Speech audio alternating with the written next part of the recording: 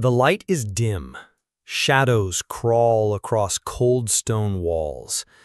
And then, emerging from the darkness, something glimmers. A small, metallic object. At first glance, it almost looks harmless, like a strange piece of antique jewelry or an oddly shaped mechanical trinket. But look closer, and its design becomes more sinister. 3 or 4 curved metal petals, hinged together at the top, spreading outward when a screw is turned. This device is known by many names: the Pear of Anguish, the choke pear, or, in some lurid descriptions, the Devil's Pear. According to legend, it was one of the most terrifying torture instruments of medieval Europe. The story goes like this. The pear would be forced into a victim's mouth, their rectum, or, in the cruelest tales, into the body of women accused of witchcraft or adultery. Then, with a slow twist of the screw, the petals would expand, tearing apart flesh, rupturing organs, and leaving nothing but agony in its wake. Just the thought of it sends shivers down the spine. The cruelty seems almost unimaginable. And perhaps that's why the Pear of Anguish has fascinated and horrified so many for centuries. It is the kind of object you might expect to see in a medieval dungeon. Rusty chains hanging from the ceiling, iron spikes, whips, wheels, and in the corner, this strange metallic pear, waiting for its next victim. For many people who stumble upon it in a torture museum in Europe, the reaction is immediate: horror, disgust, and morbid curiosity. Did people really use this? How could anyone invent such a device? The legend is reinforced by the way these objects are displayed, often behind glass, dimly lit, with captions describing how they were used on witches, heretics, and criminals. The implication is clear: this was history's dark reality. But here's where the mystery deepens. For all the horrifying tales about the Pear of Anguish, one crucial question remains unanswered. Where is the evidence? You see, the medieval period left us with mountains of records. Trials, court documents, confessions, inventories of torture chambers, all carefully documented by inquisitors and clerks. Instruments like the rack, the Iron Maiden, or the strappado are described in gruesome detail in these records. Yet, when historians comb through the archives for mentions of the Pear of Anguish, there is nothing. Not a single medieval text describes its use. No trial transcripts mention it. No victims record it in their testimonies. Instead, the earliest references to the Pear of Anguish appear much later, centuries after the height of the witch trials, and the surviving objects we see today, many of them only date back to the 19th century, when Europe's fascination with dark medieval torture was at its peak. So here's the real question, the one that flips the entire story on its head. Was the Pear of Anguish truly a weapon of medieval cruelty? Or is it something else entirely? An elaborate invention, a theatrical prop designed to shock tourists and feed our appetite for dark legends? Because sometimes history is not what it seems. Sometimes the objects we fear most don't tell us about the past. They tell us about our imagination, about the way we want to believe in horrors that may never have existed. The Pear of Anguish might not have ripped apart bodies in a medieval dungeon, but it has certainly gripped our minds, and perhaps that, in itself, is the real torture. Imagine holding it in your hand. Cold, heavy, metallic.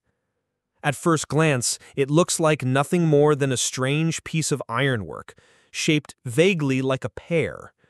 Its surface is smooth, almost elegant, But the illusion of innocence disappears the moment you notice the mechanism. At the top, a small screw sits like a cruel secret. Twist it, and the pear begins to transform. 4 curved petals, hinged together, slowly spread apart, opening wider and wider, stretching far beyond what the human body could endure. The more you turn, the more it expands, until the object resembles not a fruit, but a weapon of deliberate torment. This is the essence of the legend.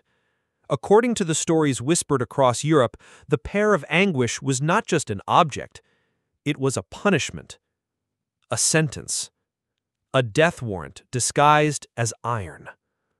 The rumors describe 3 primary uses: inserted into the mouth of blasphemers and liars, forced into the rectum of criminals and traitors, and, most disturbingly, thrust into the bodies of women, those accused of witchcraft, adultery, or acts of moral corruption. With every turn of the screw, the petals would expand, tearing, rupturing, destroying from within. Victims, it is said, died in agony, silenced by one of the most horrific inventions of the Middle Ages. These stories are chilling. They paint a picture of a society where fear and cruelty ruled, where accusations alone were enough to invite unimaginable pain. And for many, this image of the Pear of Anguish has become inseparable from the nightmare of medieval torture itself. Walk into almost any medieval torture museum in Europe, and you'll see it. In Paris, in Prague, in Amsterdam, the pear gleams under dim glass, often accompanied by grisly descriptions. The captions tell the same tale: witches punished by fire and by iron, heretics silenced forever, and women brutalized for sins real or imagined. Tourists pause, lean in, and shudder. Some snap photographs. Others whisper in disgust, their eyes wide with horror. The pear does exactly what it is supposed to do. It shocks, it fascinates, it terrifies. It makes the medieval world feel darker, more savage, more alien than our own. And that's precisely why the Pear of Anguish has become one of the most iconic torture devices in popular imagination. It's not just the brutality of the idea, but the intimacy of it. Unlike the rack or the wheel, devices that stretch and break bones in public, the pear is invasive, hidden, humiliating. It is a weapon that attacks from within, turning the human body itself into a prison of pain. For centuries, this legend has thrived, passed down not through medieval trial records, but through lurid stories, sensational illustrations, and, most recently, museum displays designed to capture attention. In many ways, it is less an artifact of history and more an artifact of storytelling, an image carefully cultivated to evoke the darkest corners of human imagination. Because here's the truth. Whether the pear was ever actually used or not, its power lies in the reaction it provokes. When visitors stand before it, they don't ask whether it's real. They ask, what kind of world would invent this? And that question alone is enough to make the legend live on. The Pear of Anguish has become more than an object behind glass. It has become a symbol of cruelty, of fear, of the fragile line between justice and brutality. It embodies the very image of the dark Middle Ages we've been taught to fear. But as compelling as the legend is, we must pause and ask, is it true? Were these pears really the tools of medieval torturers? Or are they something else entirely? A story carefully constructed to satisfy our hunger for horror. Because if the pear's shape opens outward, perhaps so does its mystery. And the deeper we turn the screw of history, the more the legend begins to unravel. The legend of the Pear of Anguish is gripping. It's the kind of story that lodges in the imagination, feeding our darkest fantasies about a cruel and superstitious past. But when we step out of the dimly lit museum halls and into the archives of history, a far stranger picture emerges. For an object so infamous, the pair leaves behind a suspicious silence. There are no medieval trial records that describe its use, no execution reports, no inquisitorial manuals detailing its function. Even notorious texts like the Malleus Maleficarum, the so-called Hammer of Witches written in 1487, list numerous tortures used to extract confessions, but the pair is absent. This is striking, because if such a gruesome device had truly been employed against witches or heretics, one would expect the Inquisition's meticulous scribes to have recorded it. They recorded everything else: the rack, the strappado, the iron boot, the thumbscrew. Why not the pair? The first mentions of the Pear of Anguish appear much later, not in the Middle Ages, but in the modern era. In fact, the earliest references only surface around the 17th and 18th centuries, often in sensationalist writings that blurred the line between fact and fiction. This suggests that the pair's story may not be rooted in medieval cruelty at all, but in the later imagination of writers fascinated by the grotesque. And then there is the question of the physical artifacts themselves. Walk into a museum today and you'll see several pairs locked in glass cases. But if you look closely, you notice something odd. The craftsmanship varies dramatically. Some are crude, others finely made. A few are even stamped with marks that suggest they were manufactured in the 19th century, long after the supposed age of torture had passed. Historians who have studied these objects argue that many of them were likely produced during the Victorian era, a time when Europe was obsessed with the macabre. This was the age of Gothic novels, of sensational exhibitions, of cabinets of curiosities where strange and shocking artifacts were displayed to thrill audiences. Torture museums themselves were often products of the 19th century, not the Middle Ages. And what better way to horrify paying customers than with an object so invasive, so nightmarish, that its very sight made the skin crawl? In other words, the pair may have been less an instrument of torture and more an instrument of marketing.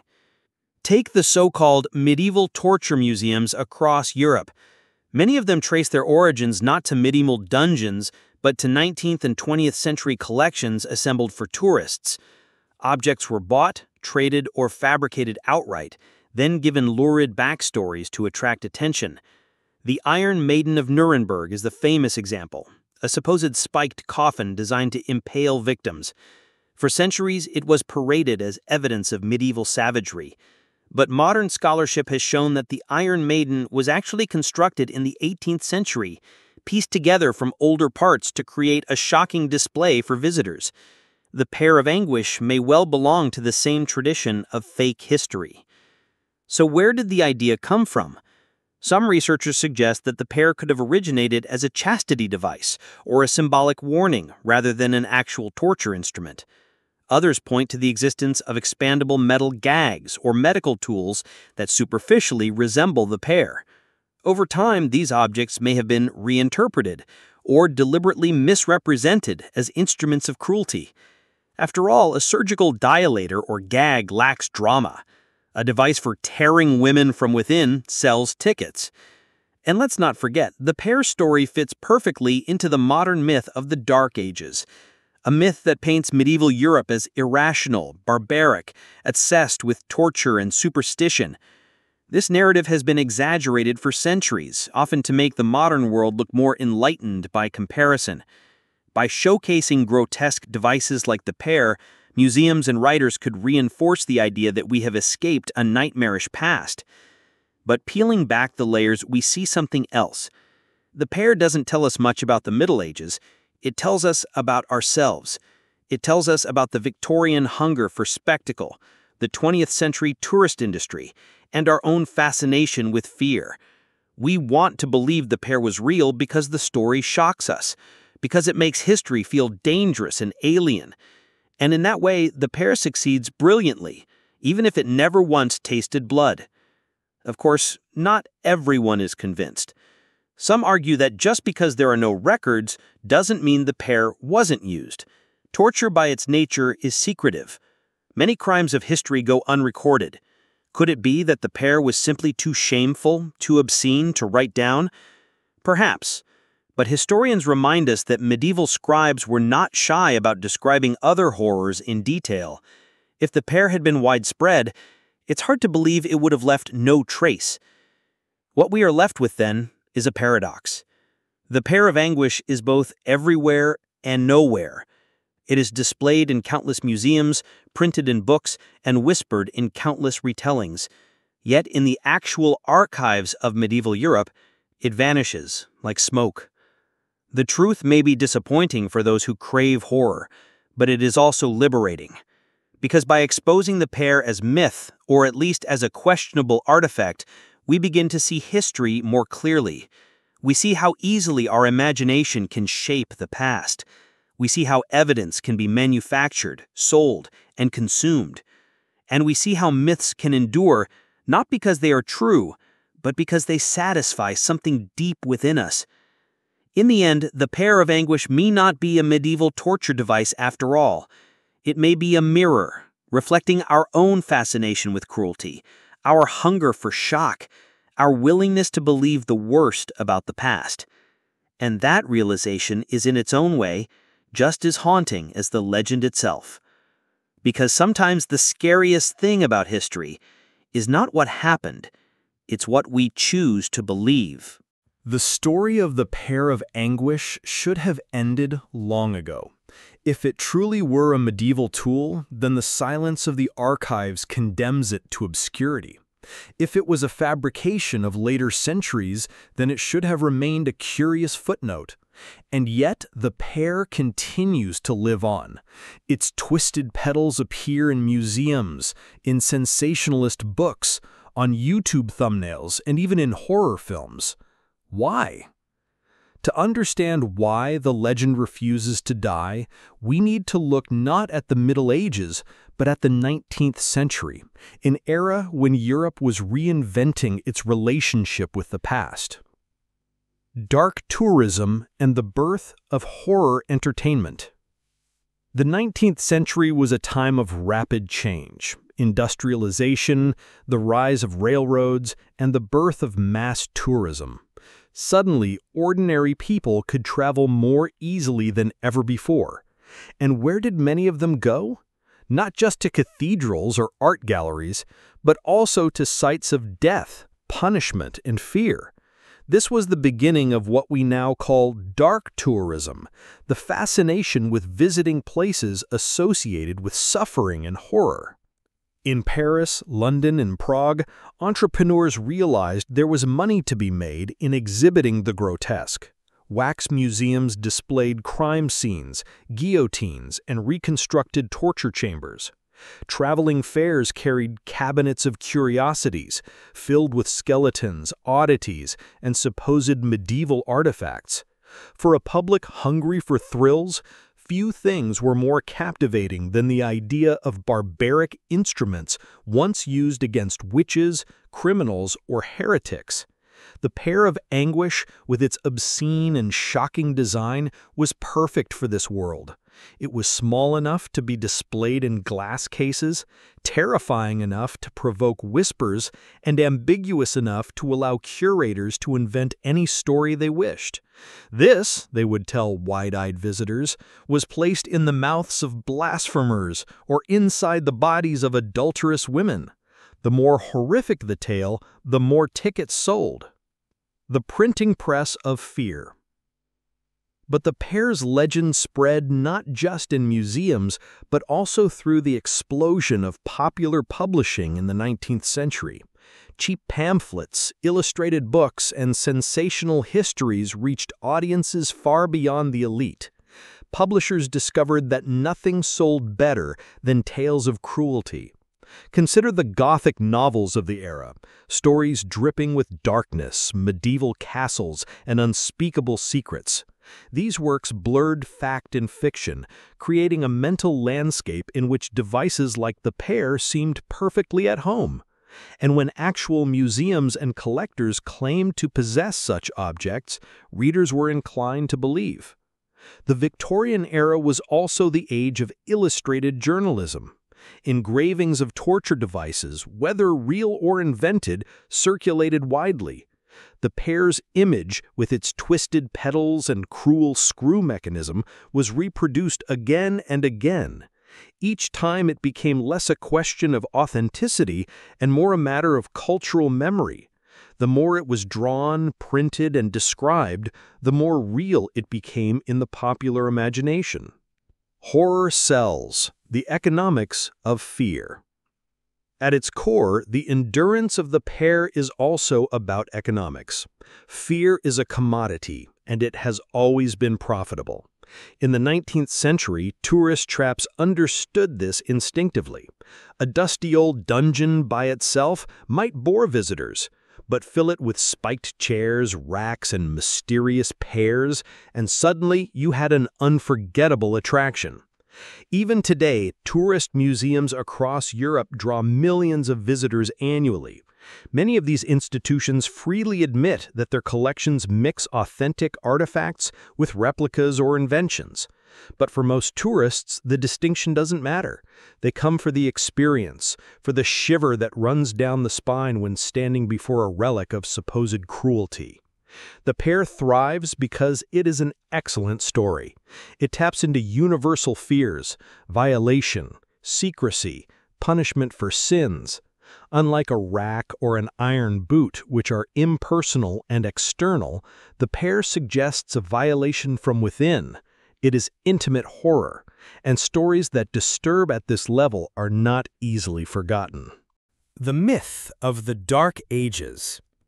Another reason the legend persists is that it fits neatly into a broader cultural narrative, the myth of the so-called Dark Ages. For centuries, people have been taught to view medieval Europe as an age of ignorance, brutality, and superstition. This contrast made the modern world look enlightened and humane by comparison. The pear, whether real or not, reinforced this myth perfectly. It symbolized the time when women were silenced, heretics tortured, and humanity ruled by fear. By pointing to such devices, Victorians, and later modern audiences, could reassure themselves, "We are not like them, we are better." This narrative is powerful because it simplifies history into a morality play. The past becomes the villain, the present the hero.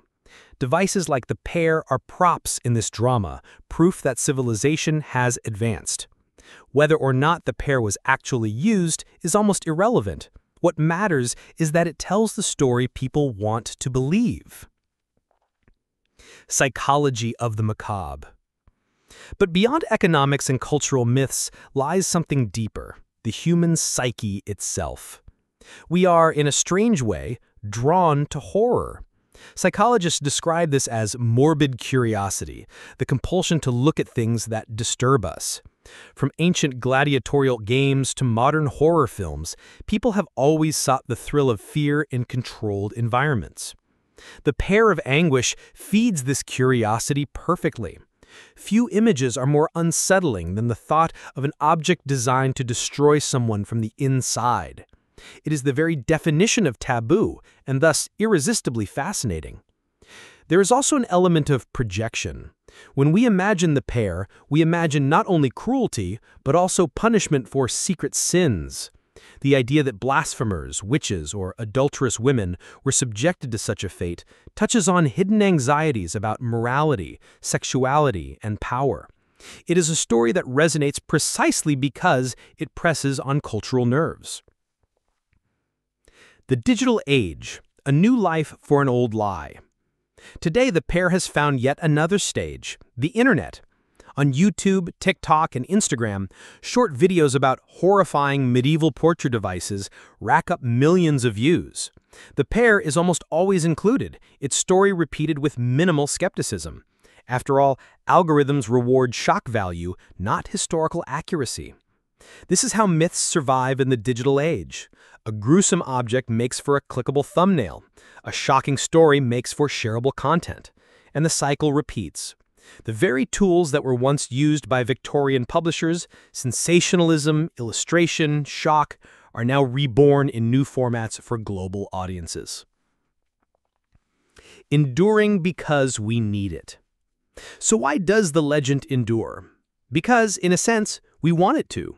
The pair offers us a safe way to explore the boundaries of fear, morality, and imagination.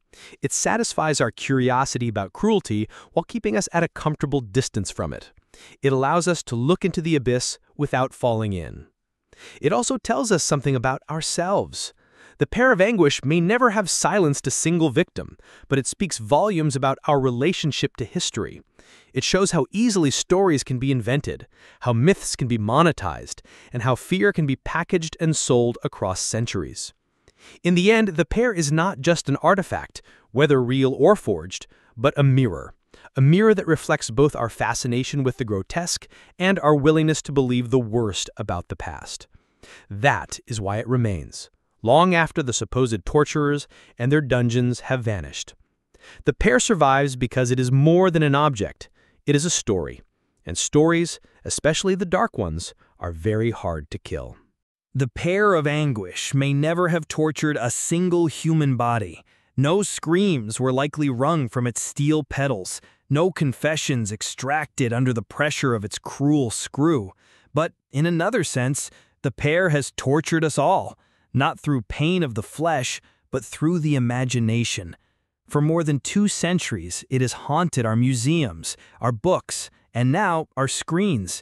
It has made us believe in nightmares that may never have existed. And that is perhaps the greater lesson. History is not just about what happened, but about what people say happened. Sometimes the two are very different things. Fake history, real impact. The pair stands as a prime example of fake history, the distortion, exaggeration, or outright invention of the past. On the surface, it may seem harmless. After all, what does it matter if tourists gawk at a forged torture device behind glass? But look closer, and the implications are profound. Fake history shapes how we see ourselves. When we believe in fabricated horrors of the past, we develop a skewed sense of moral superiority. We tell ourselves, we are civilized now, they were monsters then. This narrative comforts us, but it also blinds us. It oversimplifies the past, flattening centuries of nuance into a grotesque caricature. The Pear of Anguish also reveals how easily commerce and culture conspire to create myths. In the 19th century, curators, collectors, and writers all found it profitable to sell a darker, bloodier vision of the Middle Ages. They did not invent the pair out of pure malice. They invented it because it sold tickets, books, and thrills. In the process, they rewrote history for generations. The museum paradox. This raises an uncomfortable truth. Not everything behind museum glass is gospel. We are taught from childhood to see museums as temples of truth, places where the past is preserved with scientific precision. But in reality, museums are also theaters. They make choices about what to display, how to describe it, and what story to tell. When a visitor sees the pair labeled as a torture device from the Middle Ages, the power of the museum's authority makes the claim difficult to question. Few people ask for archival evidence. Few demand to see primary documents. The object itself, coupled with an authoritative plaque, is enough. This is not to dismiss museums. They are invaluable institutions of knowledge. But the pair teaches us that even the most respected spaces are not immune to myth-making. Some displays are based on conjecture, rumor, or, in this case, outright fabrication. The torture of imagination. The irony is striking. The pair never tortured victims in dungeons, yet it has tortured countless imaginations. Think of the tourists who shuddered at its sight in Prague or Amsterdam. Think of the readers who trembled at descriptions in Victorian books. Think of the modern YouTube viewer, eyes wide, as the device expands on screen. In all these cases, the pair inflicted no physical harm, but it seeded horror, disgust, and fascination. In this sense, fake history is not harmless.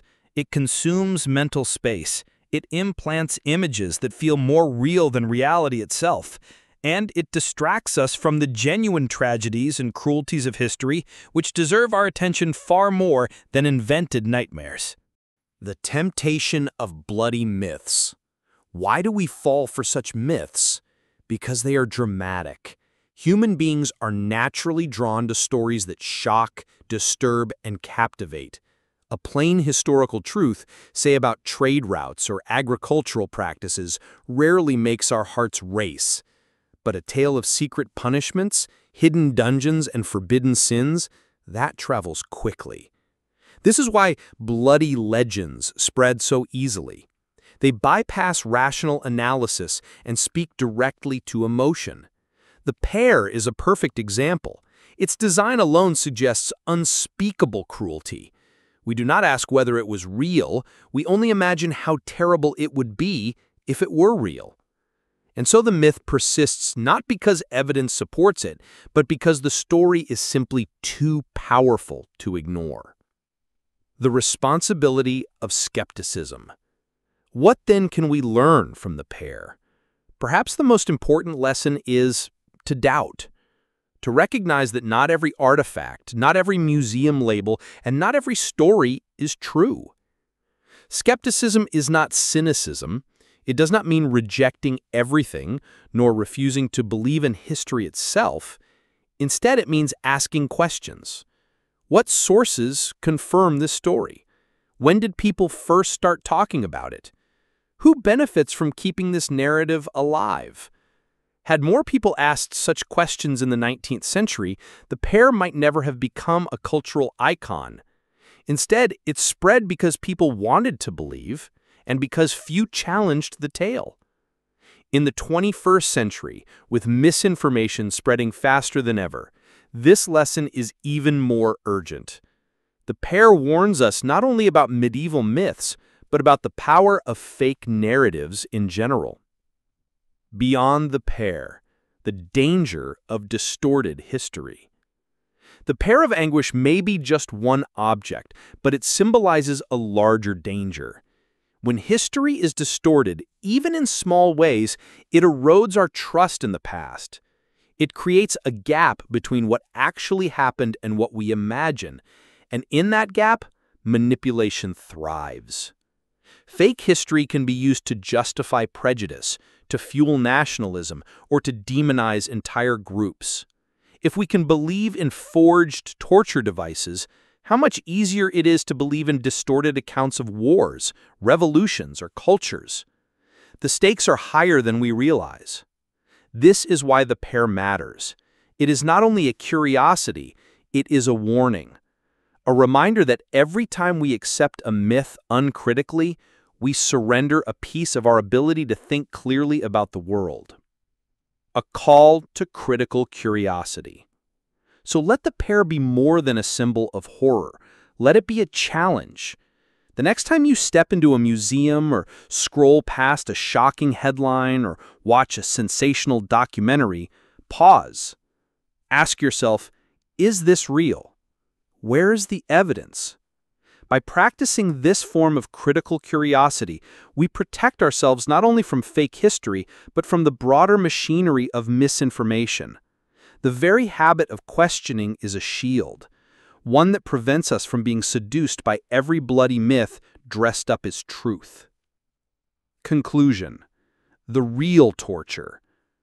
In the end, the Pear of Anguish never tore a throat, silenced a blasphemer, or punished an adulteress. But it has tortured history itself. It has twisted our understanding of the past, exaggerated our fears, and distracted us with shadows. And yet, there's value in this, because through the Pear we are reminded of something essential. History is fragile. It is not only what happened, but also what we believed happened. And if we are careless, those beliefs can harden into falsehoods that outlast the truth. The Pear is a lie, but a useful one. It teaches us to beware of myths, to question easy stories, and to resist the temptation of horror for horror's sake. If we remember this lesson, then perhaps the Pear has served a purpose after all, not as an instrument of torture, but as an instrument of wisdom. The Pear of Anguish may have been nothing more than a dark fantasy, a theatrical prop of fake history. Yet if this revelation feels comforting, If one is tempted to breathe a sigh of relief and say, so the Middle Ages weren't so cruel after all, we must stop. For the sobering truth is that real history contains cruelties far more terrifying than the pair's imagined horrors. In fact, the myth of the pair is almost merciful compared to the verified record of torture used by kings, inquisitors, and ordinary justice systems. While the pair may never have drawn blood, other instruments did, and they left behind not only broken bodies, but documented testimonies that chill us centuries later. The rack, a machine of stretching. Perhaps the most infamous of all torture devices, and one whose existence is beyond dispute, was the rack. Its design was brutally simple: a wooden frame, rollers at each end, and ropes tied to a prisoner's hands and feet.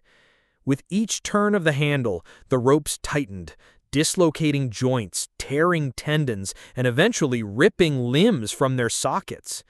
Contemporary accounts describe victims screaming as their bodies stretched beyond natural limits, bones cracking audibly in chambers thick with the stench of fear. Unlike the pair, the rack was not a museum invention. It was used extensively in England, France, and Spain. Even the Tower of London housed one, nicknamed the Duke of Exeter's Daughter.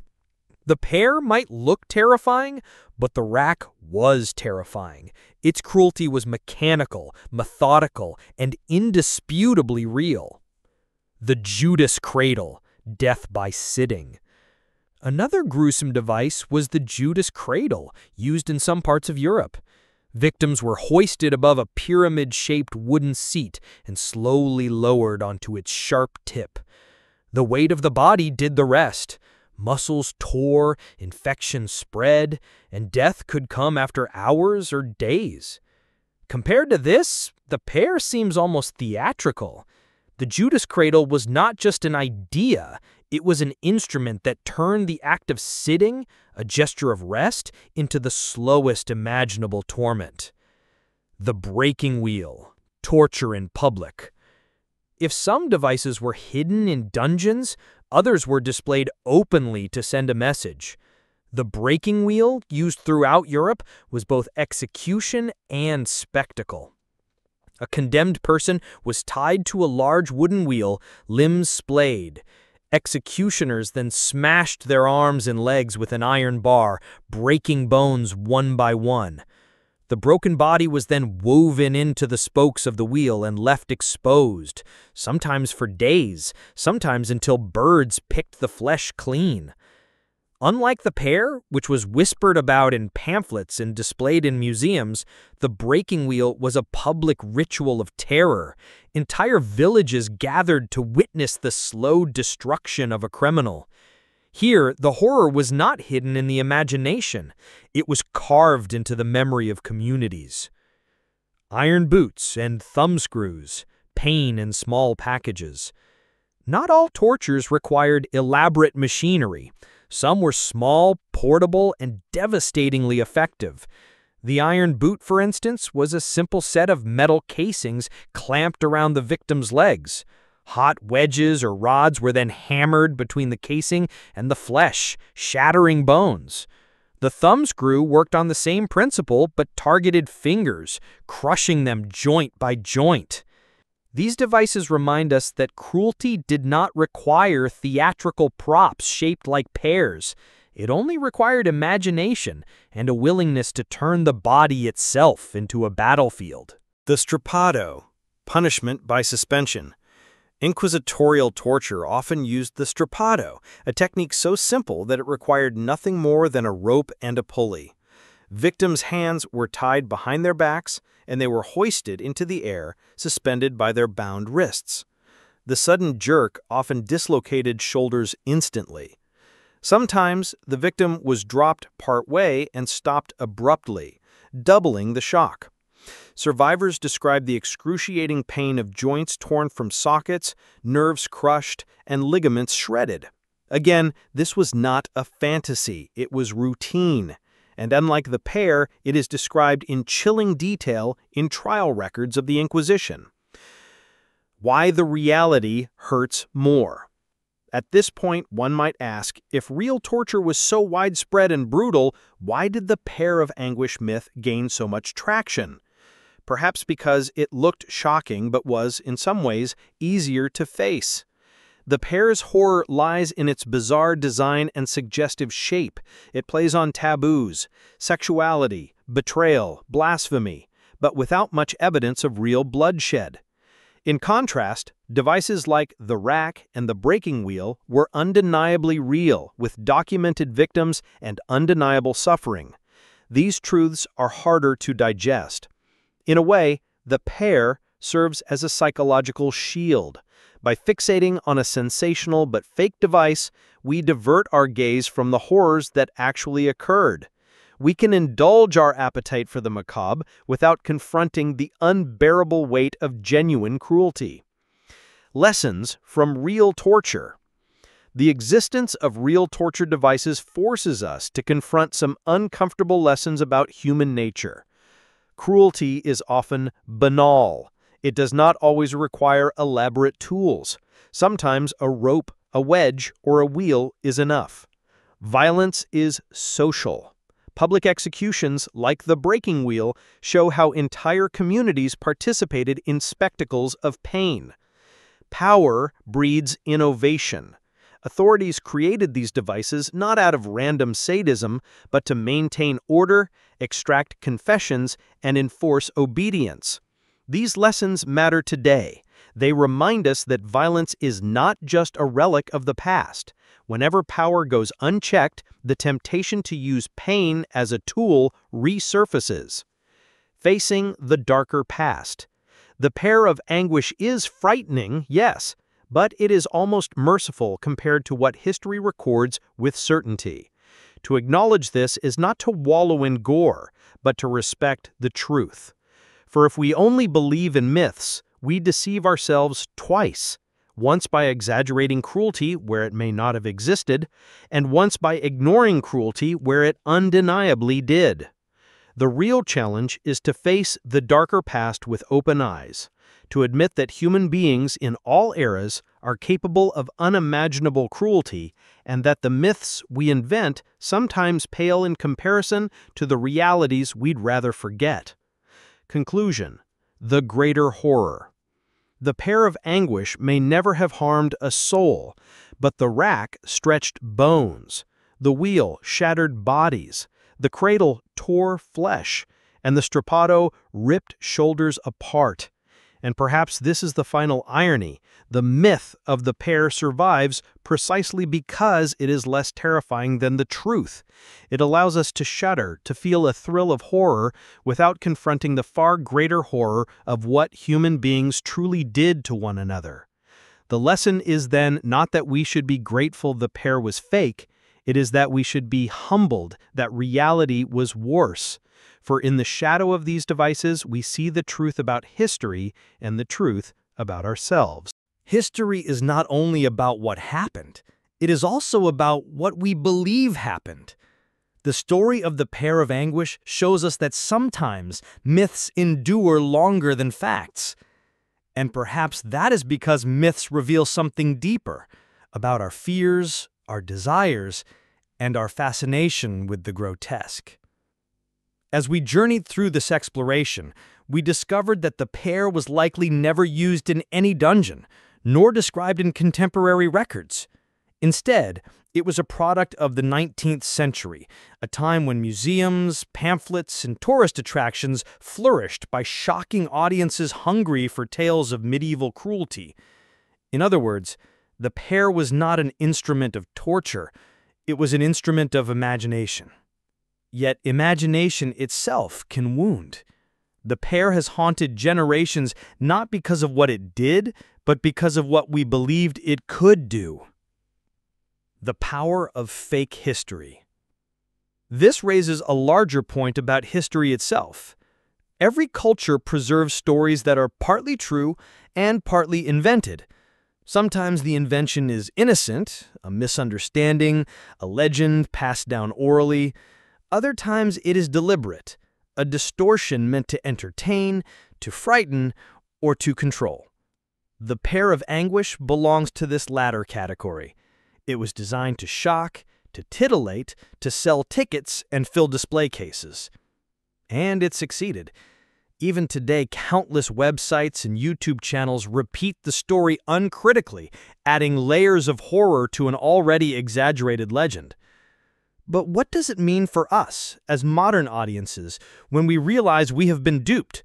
Should we feel relief, anger, or perhaps humility? Facing the mirror of history, one uncomfortable truth is that we often prefer the myth to the fact. Myths are cleaner. They offer clear villains, simple morals, and visceral emotions. Facts are messier. They demand patience, skepticism, and the courage to face the complexities of human behavior. Take the pear as an example. It is a small, striking object, easy to describe and easy to imagine. Its shape immediately suggests taboos of the body and sexuality. In contrast, real torture methods like the rack or the strappado are harder to digest, not because they are less frightening, but because they are too real. They force us to admit that actual human beings, not just legends, inflicted those cruelties. And so the pear becomes a mirror. It reflects not the Middle Ages, but our own appetite for spectacle, our willingness to believe the worst when it excites us, our tendency to trade truth for a better story. Why it matters today. At this point, one might ask, does it really matter whether a medieval pear existed? Isn't it just a footnote, a quirky piece of trivia? The answer is yes, it matters, because it teaches us how easily history can be manipulated. If we can be misled about something as simple as a torture device, what about the larger narratives that shape our world? What about wars, revolutions, or the reputations of entire civilizations? Fake history is not harmless. It shapes identities, justifies prejudices, and fuels ideologies. If we cannot separate fact from myth in the small things, how can we hope to do so in the great ones? The real horror. And so we return to the paradox. The Pear of Anguish was fake, but the suffering of history was real. In fact, it was worse than we like to admit. The rack stretched men until their bodies tore apart. The breaking wheel shattered limbs under the gaze of entire crowds. The strappado dislocated shoulders with a single jolt. The myth of the pear distracts us, but the truth confronts us. And the truth is that cruelty has always been part of the human story, not hidden in obscure devices, but woven into the very fabric of law, religion, and politics.